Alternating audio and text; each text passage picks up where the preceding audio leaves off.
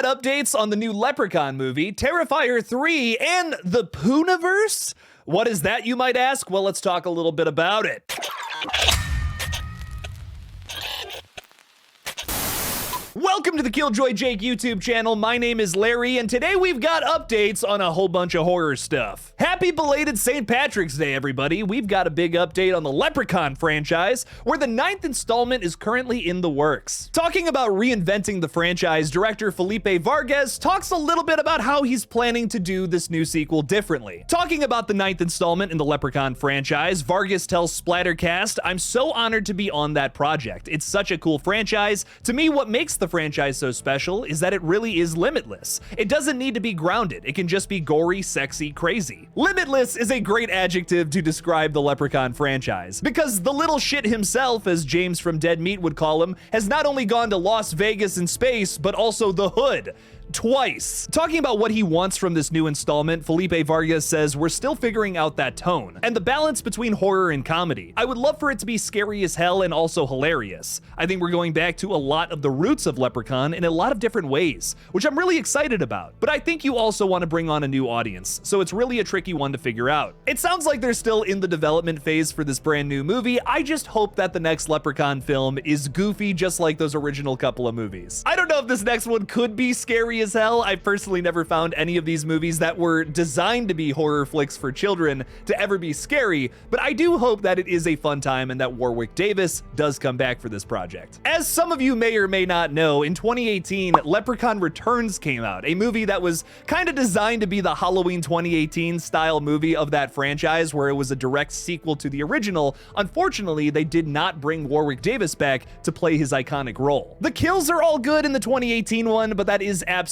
the highlight. I'm hoping for whatever they do next, they bring Warwick Davis back to give us another absolutely ridiculous and silly performance in the Leprechaun we all know and love. And dear Lord, do not give us what they tried to do with the WWE one. This is schlocky fast food horror, ladies and gentlemen. It needs to break the rules. We need dumb horror movies like this to counter the ones that take themselves seriously. They're also just a great time to laugh at with your buddies. Speaking of that very specific flavor of horror, we just got an announcement today that may be an Avengers level threat. Now, just like how I talked about in my last video, Winnie the Pooh Blood and Honey 2 comes out on March 26th, 27th, and 28th for a limited theatrical run coming up real soon here, just like another week. It's a sequel to the public domain horror movie Winnie the Pooh Blood and Honey, which pulled in a little over $5 million, to correct what I said in the previous update. Both of these movies are apparently setting up the Twisted Childhood universe, which is going to be basically what the MCU is, but with a bunch of public domain Disney characters turning into slashers. 3 more movies are coming out in the TCU that we already know about: Bambi the Reckoning, Peter Pan's Neverland Nightmare, and Pinocchio Unstrung. They're going to introduce new characters like Sleeping Beauty, the Mad Hatter, and Rabbit.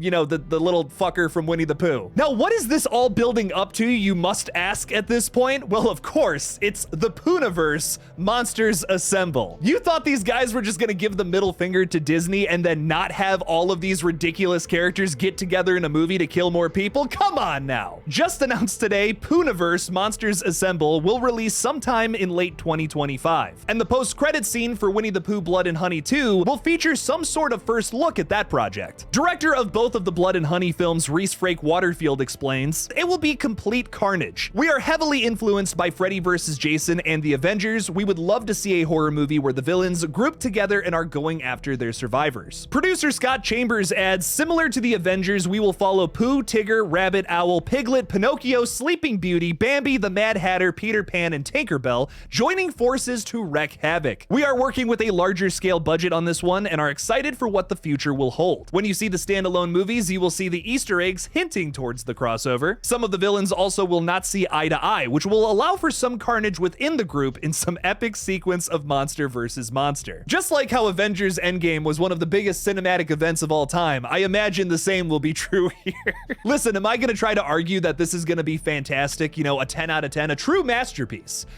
No. But what I will tell you is that I'm totally going to take my buddies to see this opening night because it's going to be silly, schlocky fun. While I have to admit, some of the public domain horror movies that have been announced sound a little cash grabby to me, this just comes off as a massive kick in the face to old Mickey Mouse. Or should I say Bob Iger? You know, the guy who wanted to starve out the writers that worked for him and created all the projects he profited off of. So I kinda don't give a fuck about that guy or the Disney Corporation in general. I mean, for God's sake, this poster even kind of uses the Avengers font. That's hilarious in my opinion, and a big middle finger to Disney and what they stand for currently, which is really nothing good for people who want to be creative. Me personally, I just can't wait for the sequel, POOHniverse: Age of Cinderella. I think it's gonna top the original. I don't know, guys.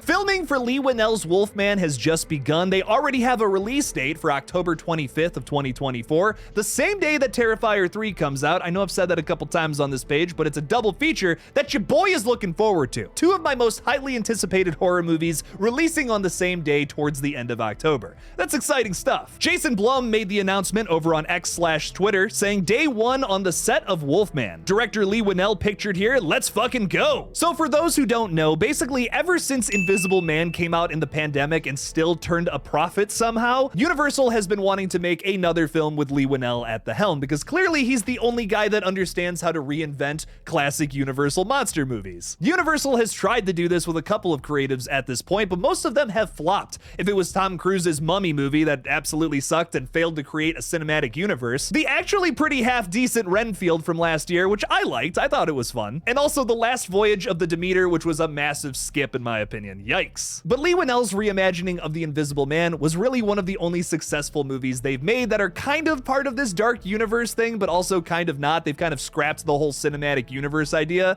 and they're kind of just reimagining classics. That's the better route to go in my opinion for movies that are actually taking themselves seriously, excluding the POOHniverse because there's no way this movie is taking itself seriously. I think cinematic universes are a thing of the past. There's a Marvel fatigue right now, and watching a lot of those shows just kind of feels like homework. It's just not fun anymore. This is a way better approach because fans of Invisible Man will check out this movie as well, and they don't need to rewatch that movie or, well, 7, 20, 30 fucking movies and TV shows to be able to understand this. It's also coming from horror writer-director Leigh Whannell, who rarely misses. I mean, this is the guy that created the Saw and Insidious franchise, as well as writing and directing movies like Upgrade and Insidious Chapter 3. Bangers across the board, dog. So even though this movie is going to have a bit of a quick turnaround, I still have a lot of faith in it. It's got Christopher Abbott from Poor Things and Possessor, who I absolutely love, and it's also going to be produced by Ken himself, Ryan Gosling, who was going to star in the movie but unfortunately could not because of some scheduling conflicts. I also think this movie is going to be a massive turnaround for Blumhouse, which lately has been getting shit on by critics and fans. While yes, they have made a lot of money recently on movies like Insidious, The Red Door, and the Five Nights at Freddy's flick,